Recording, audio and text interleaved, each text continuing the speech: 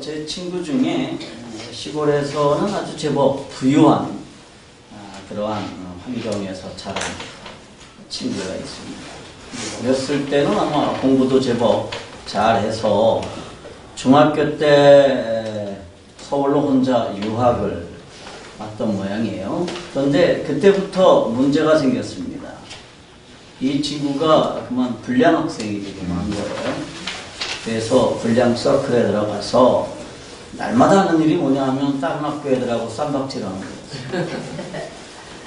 그래서 이거를 이제 부모가 알게 됐죠. 그래서 이대로 두었다가는 자식 아주 망치겠다라고 생각을 해서 논 팔고 밭 팔아서 재산 다 정리해가지고 가족 전체가 서울로 올라왔습니다. 그리고 이 친구는 고등학교를 겨우겨우 졸업을 하고 방위로 군대 생활을 마쳤어요. 그리고 이제 어떻게 해서 결혼을 했습니다. 그리고 결혼 후에 처가가 송탄인데 처가 동네로 내려왔지요. 그래서 송탄에서 호프집을 경영하기도 하고 또 민속주점 뭐 이런 것도 운영하기도 했는데 결국은 두 번 다 실패하고 말았습니다. 나중에 이 친구는 공사 현장에서 일을 하고 아내가 시장에서 조그만 분식집을 했습니다. 그런데 또 아내의 분식집 역시도 실패하고 말았습니다. 그때까지만 해도 뭐 그럭저럭 견딜 수 있었습니다. 정말 심각한 문제는 큰아이가 대학교 1학년 때쯤 일어났습니다. 아내가 갑자기 집을 나가버렸어요.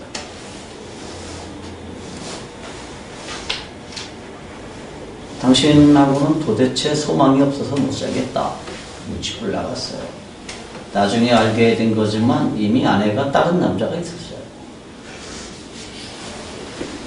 그래서 10년을 기다렸습니다. 아내가 돌아오기를. 그런데 제가 볼 때도 그 아내가 돌아올 가능성이 전혀 없어 보였어요. 그리고 2014년도에 이혼 소송을 시작을 했습니다. 그래서 아내와 그 아내의 내연남을 대상으로 해서 이혼 소송하고 위자료 청구 소송을 시작했는데 여러분 절대로 이혼 소송하지 마십시오. 이게 사람 피 말리는 일입니다. 이게 쉽지가 않아요. 누가 봐도 이 이혼의 원인은 아내의 부정행위에 있는데 그쪽에서는 남편의 무능력을 걸고 넘어졌습니다. 참 그때 이 친구가 너무너무 힘드니까 어느 날 저한테 찾아와서 이런 말을 하더라고요. 목사님 아무래도 할아버지 산소를 잘못 쓴 것 같아요. 할아버지가 돌아가신 후에 그 친구 어머니가 아파서 7년 동안 그 뇌사 상태로 누워 계시다가 돌아가시면서 재산의 3분의 2를 탕진했대요. 그때는 의료보험도 제대로 안 될 때였으니까. 그리고 아버지는 평생에 일이라는 걸 해보신 분, 일이 없는 분입니다. 그냥 자기 아버지한테 물려받은 그 재산을 가지고 살았죠. 지금은 남은 게 하나도 없어요. 그리고 자기는 하는 일마다 실패하고 가정은 깨지고 또 애들도 내가 만나봐도 소망이 없어요. 애들도. 도대체 왜 이러는지 모르겠다고. 아무래도 할아버지 산소를 잘못 쓴 것 같다고.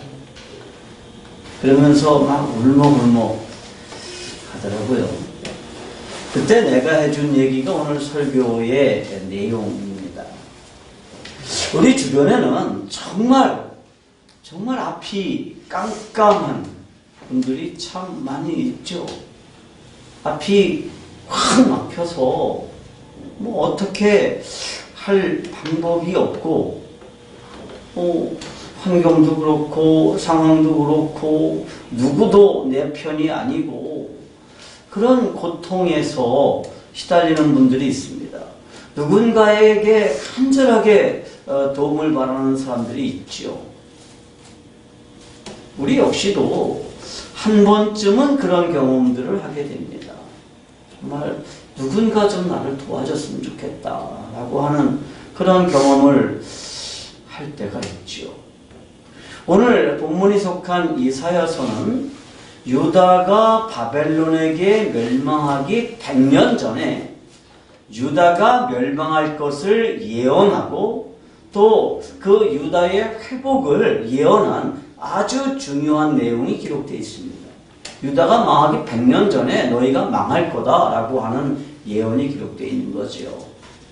특별히 오늘 본문에는 완전히 파괴되어서 멸망한 유다가 다시 회복될 것을 예언하고 있는데 유다의 회복을 선언하면서 유다가 회복되는 것이 정치적인 변수나 인간의 노력이 아니라 여호와 하나님의 능력과 그분의 계획 속에서 이루어진다는 것을 선언하고 있습니다.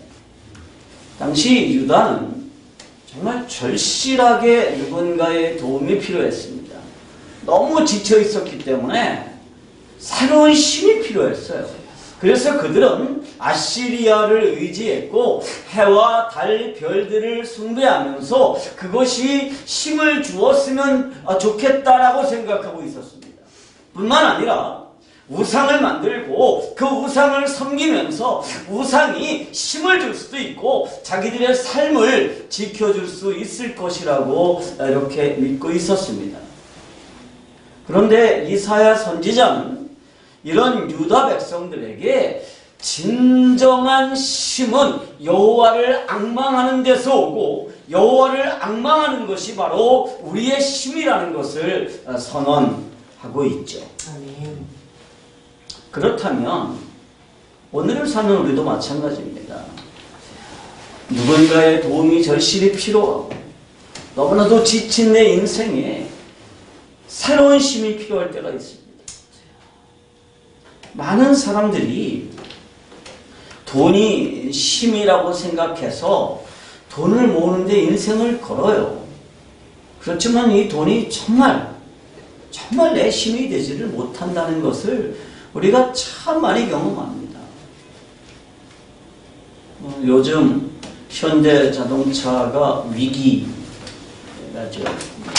근데 현대 자동차의 위기는요, 사실은 정몽구 회장의 부재에 기인합니다.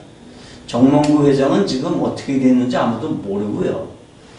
정의선 부회장에게 상속이 되지를 않았어요. 상속세가 너무너무 엄청납니다. 이게 전 세계 최고의 수준인데요, 우리나라 상속세가. 그거 못 내죠.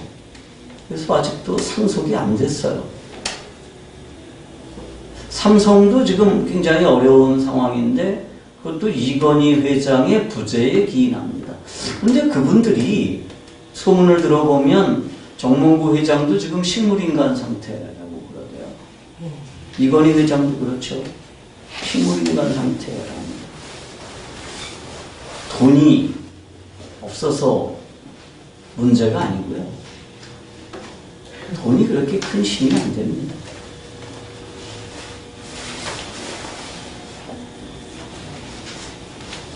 어떤 사람들은 인간관계에 집중하죠. 그래서 사람들을 만나고 사람들과 좋은 관계를 유지하면 그게 내 어려울 때 힘이 될 수 있을 거라고 생각을 합니다. 그렇지만 인간관계가 내 힘이 되지가 못해요. 어떤 사람들은 사람이 굳센 신념을 가지면 그러면 다 이겨낼 수 있다 이렇게 주장하기도 하죠. 그런데 그 신념이라고 하는 것도 우리들에게 힘을 줄 수가 없습니다. 결정적인 한계에 도달하게 되죠. 그러면 누가 이런 힘을 줄 수가 있을까요? 우리에게 새로운 힘을 주시는 분은 오직 여호와 하나님이십니다. 아멘. 하나님만이 우리의 힘이시고 우리가 의지해야 할 분이십니다. 아멘. 우리는 오늘 본문과 본문의 앞부분을 분석하면서 왜 하나님이 우리의 힘이시고 우리가 어려운 가운데서 하나님을 바라봐야 하는지를 함께 살펴보려고 합니다. 이 세상을 살아가면서 절실하게 도움이 필요할 때, 지쳤을 때 어떻게 해야 될까요? 결론을 먼저 말씀드리자면 여호와를 앙망하는 것입니다. 아멘. 따라합시다. 여호와를 앙망합시다. 앙망합시다. 여기서 앙망하다라고 하는 것은 여호와를 기대하는 것이고 참을성 있게 기다리는 것이고 그를 바라보는 것을 말합니다. 아멘. 여호와를 기대하면 그리고 기다리면 그리고 그를 바라보면 여호와께서 우리에게 무엇을 주시느냐? 새 힘을 주시고 도움의 손길을 주신다는 거예요. 아멘. 그렇다면 우리가 무엇 때문에 여호와를 기대할 수가 있을까요? 첫 번째로 여호와 하나님은 우주를 통치하시는 분이기 때문입니다. 아멘. 따라합시다. 여호와 하나님은 우주를 통치하시는 분입니다. 우주를 통치하시는 분입니다. 여호와 하나님은 우주를 통치하시는 분이십니다. 아멘. 하나님은요, 왜 우주를 통치하시느냐 하면 하나님은 우주를 창조하셨기 때문입니다. 이사야서 40장 12절에서 14절 말씀을 보면 우주를 통치하시는 하나님을 설명하고 있습니다. 하나님은 우주의 주인이십니다. 우주는 크고 넓습니다. 광대합니다. 그러나 하나님에게 우주는 뺨으로 잴 수 있을 정도의 크기일 뿐입니다. 하나님은 양자를 만드시고 원자와 분자를 만드시고 우주의 핵을 만드시고 모든 별들 곧 항성과 행성을 만드시고 그것들의 궤도를 지정하셨습니다. 아멘. 뿐만 아니라 초신성들을 만드셨고 그것들을 그 모든 별들에게 일정한 중력을 허락해 주셨습니다. 태양을 만드시고 지구로 하여금 태양의 주위를 정확하게 타원형을 이루면서 공전하게 하셨습니다. 지구 주변에 달을 만드시고 달과 지구의 중력이 적절하게 적용하면서 지구가 23.5도가 기울어진 채로 안정적인 자전을 하도록 만들었습니다. 그래서 지구의 생명체들이 살 수 있게 된 거죠. 만약에 지구의 축이 이렇게 직각으로 딱 서 있으면 어떻게 될까요? 지구는요, 지금처럼 안정적인 공전과 자전을 할 수가 없습니다. 늘 불안정하죠. 그럼 어떻게 될까요? 끊임없이 지구에서 핵들이 폭발돼가지고 끊임없는 화산 폭발이 일어날 거예요. 만약에 달의 중력이 조금 더 크던지 아니면 지금보다 조금 더 작다 그러면 지구는 또 안정적인 자전을 할 수가 없고 태양을 볼 때마다 중심축이 심하게 흔들리면서 심각한 핵분출이 일어나서 도저히 생명체가 살 수 없는 그런 행성이 되고 말았을 겁니다. 그런데 하나님께서 이 모든 것들을 미세하게 조정하셔서 이 우주 공간 가운데 지구를 생명체가 살 수 있는 특별한 행성으로 만드신 겁니다. 태양과 지구의 거리를 정확하게 정하신 분이 하나님이시죠. 아멘. 뿐만 아니라 태양과 지구 사이의 여러 별들을 타원형으로 공전하게 하심으로써 우리 은하에서 이렇게 오는 다른 행성들이 지구와 충돌하는 것을 막아주십니다. 만약에 목성이나 금성이나 화성들이 공전하면서 지구를 보호해주지 않으면 지구는 존재할 수가 없어요. 수없이 많은 행성들이 지구에 와서 부딪힐 거예요. 그럼 어떻게 되죠? 원자폭탄이 수백 개가 터지는 현상이 나타날 거예요. 그만큼의 충격이 지구에 있을 거고, 지구는 생명체들이 존재할 수 없는 그러한 별이 되고 말았을 겁니다. 많은 사람들이 이 모든 것들이 우연이라고 생각을 하죠. 그런데 만약에 우리가 다른 별에 가서 보니까 그 별에 누군가가 온도를 조절하는 장치를 만들고 거기 아주 기가 막히게 온도가 잘 맞았어요. 그러면 우리가 야, 이거는 정말 우연한 기적이야 이렇게 말할 수 있을까요? 아니에요. 그건 누가 설계한 겁니다. 여러분이 사는 집에 이제 곧 겨울이 되는데 우리가 겨울에 얼어 죽을 걱정 안 하죠. 왜 안 하죠? 거기에 누군가가 설계를 해서 뭐를 만들었어요? 보일러 장치를 했거든요. 그래서 날이 추워도 별로 뭐 얼어 죽을 걱정하지 않고, 또 날이 지난 여름처럼 무지무지하게 더워도 그래도 우리가 열사병으로 죽지 않았어요. 왜 그렇죠? 온도를 조절하기 때문입니다. 지구도 마찬가지예요. 여러분, 하나님께서 모든 것들을 섬세하게 설계하셨고 지금도 그 설계대로 운행하도록 그렇게 다스리고 계십니다. 그 하나님이 나를 알고 계시고 나를 사랑하신다면, 그렇다면 우리가 누구의 힘을 의지해야 되겠습니까? 당연히 하나님 되십니다. 아멘. 우리를 구원하신 분은 하나님이십니다. 아멘. 이 세상에서 지치고 상처받고 쓰러져 있는 나를 잘 아시는 그분이 바로 우주를 창조하시고 우주를 다스리시는 하나님이십니다. 아멘. 그렇다면 내가 하나님을 의지하는 것은 어쩌면 당연한 일입니다. 이 세상의 인간관계를 의지하는 것이 아니라 하나님을 의지할 것입니다. 아멘. 왜 우리가 여호와를 앙망해야 됩니까? 하나님이 우주를 통치하시는 분이기 때문입니다. 아멘. 왜 우리가 하나님을 앙망해야 될까요?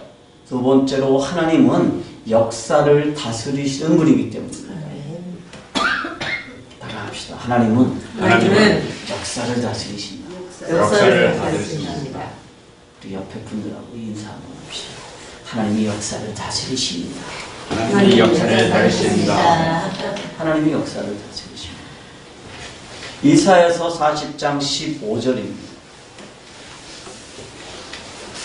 이사야서 40장 15절 제가 있습니다. 보라, 그에게는 열방은 한 통에 한 방울 물과 같고 저울에 적은 티끌 같으며 섬들은 떠오르는 먼지 같으니. 이어서 17절입니다. 그 앞에는 모든 열방이 아무것도 아니라 그는 그들을 없는 것 같이 빈 것 같이 여기시느니라.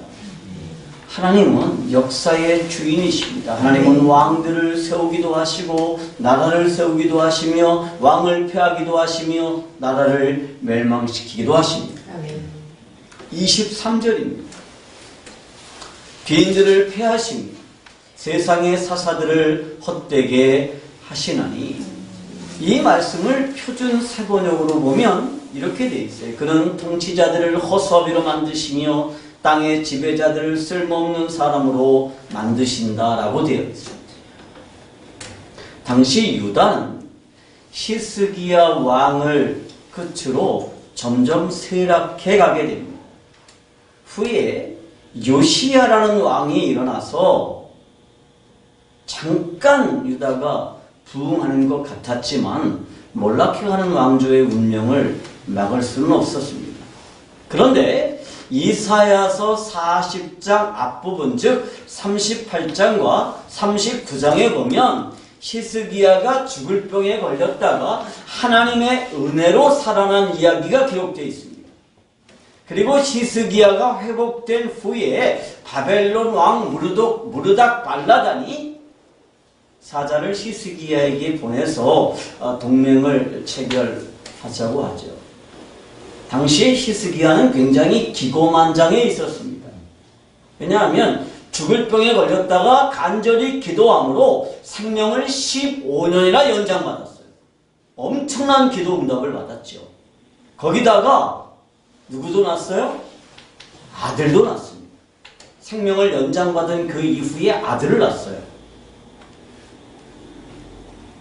그리고 국력이 막 상승하고 있었습니다.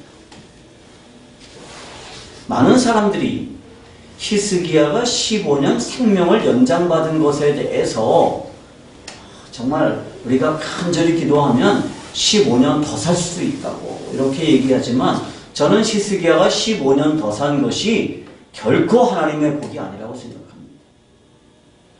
왜냐하면 첫째, 히스기야가 교만해졌습니다. 둘째, 그 낳은 아들이 누군 줄 아세요? 유다 역사상 가장 악한 왕인 므낫세입니다. 그 므낫세의 악행 때문에 하나님께서 유다를 버리셨습니다. 뿐만 아니라 무로닥 발라단이 사자를 히스기야에게 보냈을 때 히스기야가 어떻게 하느냐 하면 기고만장해서 자신의 재력과 군사력을 과시하면서 바벨론과 동맹을 체결하게 됩니다. 결과적으로 하나님의 은혜로 죽을 병에서 살아난 히스기야 왕이 하나님을 등지고 바벨론과의 동맹을 의지해서 국력을 강하게 하려고 했던 거예요. 그리고 결국 이 일 때문에 유다는 누구에게 멸망합니까? 바벨론에게 멸망합니다.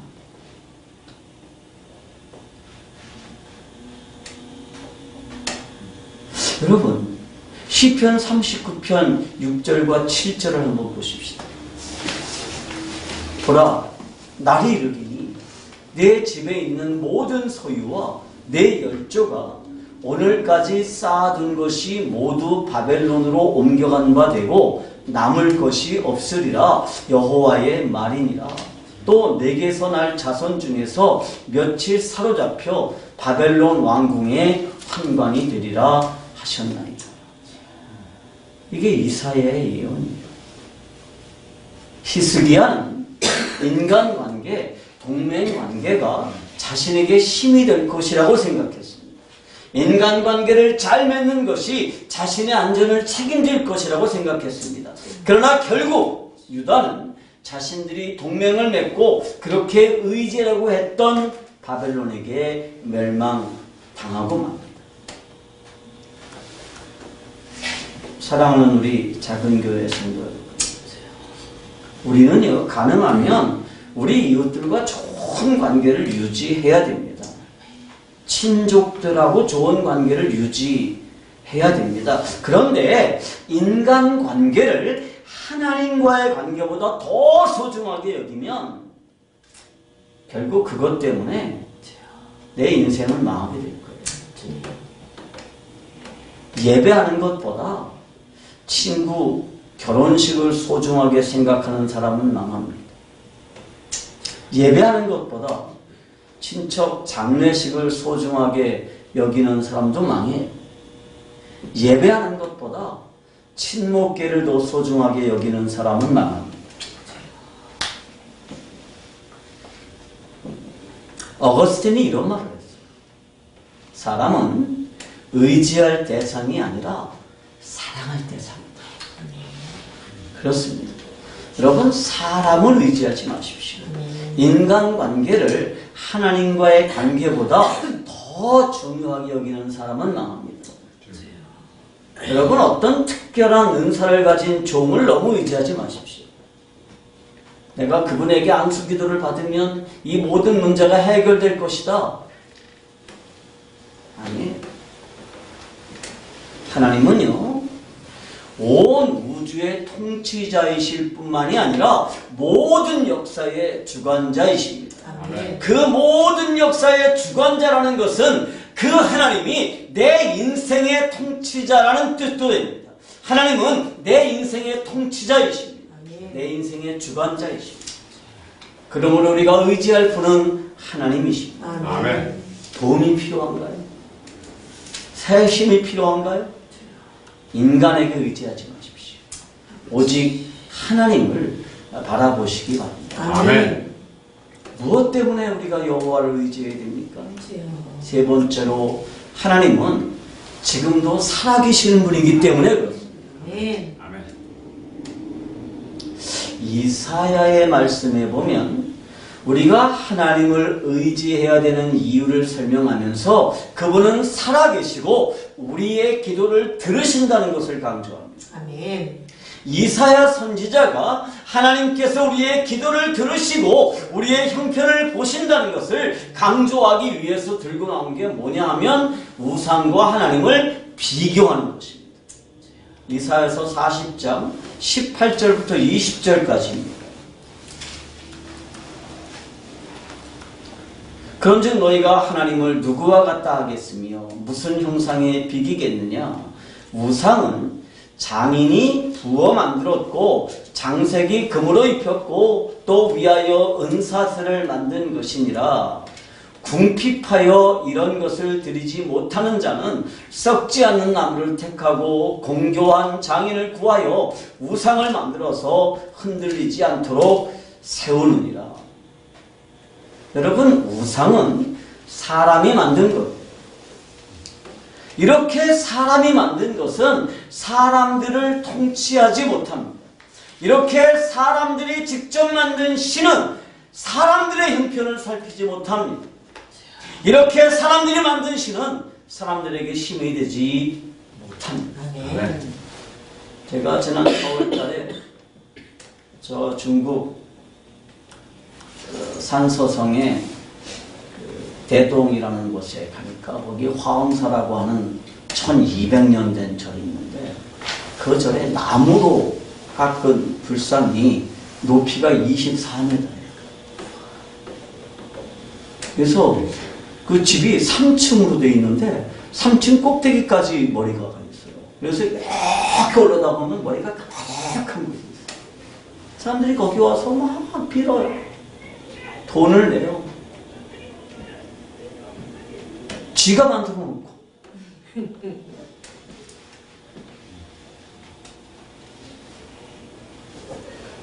여러분, 사람들이 만든 신은요, 사람들에게 힘이 되지를 못합니다. 그런데 사람들은 우상을 만들어 놓고 복을 달라고 그러고 내 원통함을 풀어달라고 그러고 내 억울한 사정을 알아달라고 그럽니다. 그런데 그 헛된 신들, 그 헛된 우상들은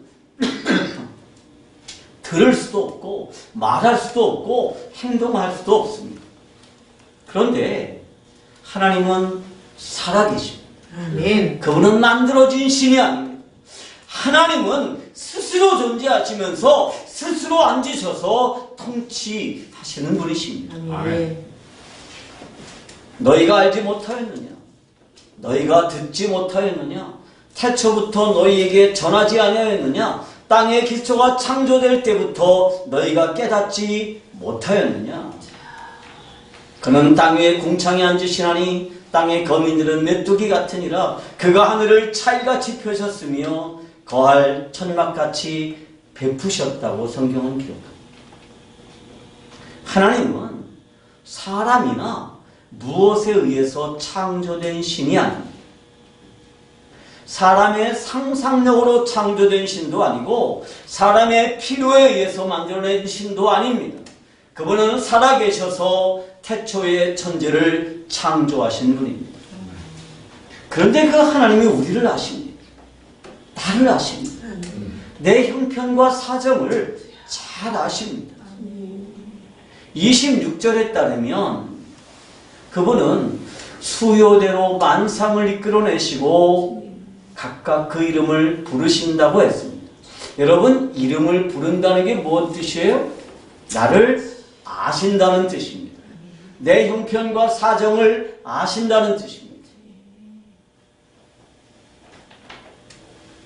그래서 27절은 야곱아 내가 어찌하여 말하며 이스라엘아 내가 어찌하여 이르기를 내 사정은 여호와께 숨겨졌으며 원통한 것은 내 하나님에게서 수리하심을 받지 못하였다 하느냐 이렇게 말합니다.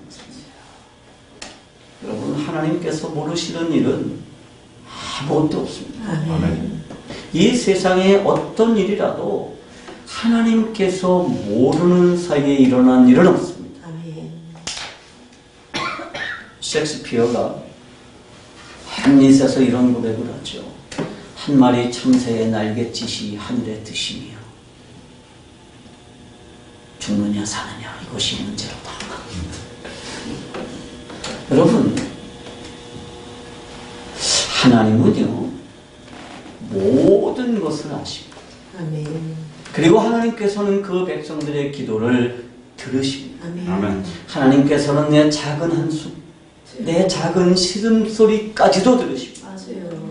그래서 하나님이 내 힘입니다. 아멘. 이사야 선지자는 이렇게 말합니다.